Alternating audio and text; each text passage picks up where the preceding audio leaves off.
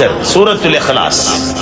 قل هو الله احد الله الصمد لم يلد ولم يولد ولم يكن له كفوا احد.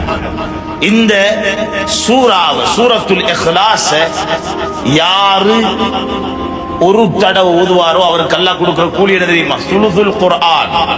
குர்ஆன்ல 3ல ஒரு பகுதி அவர் ஓதிட்டார் அப்படின்னா 10 ஜுஸ் ஓதிட்டார்.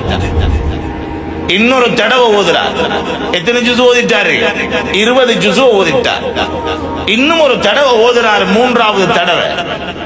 என்ன சூரா? பக்கராவல்ல, சூரத்துல் இக்லாஸ். எவ்வளவு சின்ன சூரா குர்ஆன்ல. இந்த சூரத்துல் இக்லாஸ் யாரு 3 தடவை ஓதுவாரோ ஒரு குர்ஆனை ஓதிய கூலி அல்லாஹ் கொடுக்கிறான். ஒரு குர்ஆனை ஓதிய கூலி அல்லாஹ் கொடுக்கிறான். நாங்க ரமதான்ல குர்ஆனை ஓதுறது வேற, பார்த்து நீங்க ஓதுற இதுக்கு அல்லாஹ் தார கூலி வேற. அது வல்லாமல் எக்ஸ்ட்ரா அல்லாஹ்வுடைய வெகுமதி இது, அல்லாஹ்வுடைய போனஸ் இது. அதுதான் அல்லாஹ் தாரான். சூரத்துல் இக்லாஸ் 3 தடவை ஓதினா முழு குர்ஆனுடைய கூலி.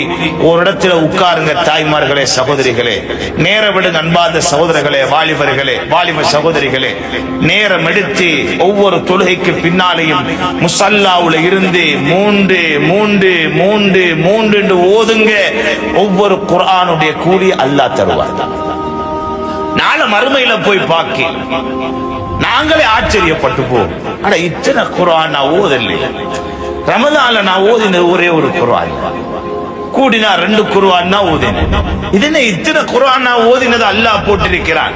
வேறொன்றுமல்ல, நீங்க ஓதின சூரத்துல் இக்லாஸ் நன்மைகளின் தரம் அதிகரிக்க அதிகரிக்க செயலேட்டிலே அவர் சொர்க்கவாதி என்று எழுதப்பட்டு சொர்க்கத்தின் தரங்களை அல்லாஹ் உயர்த்தி கொண்டே போவார்.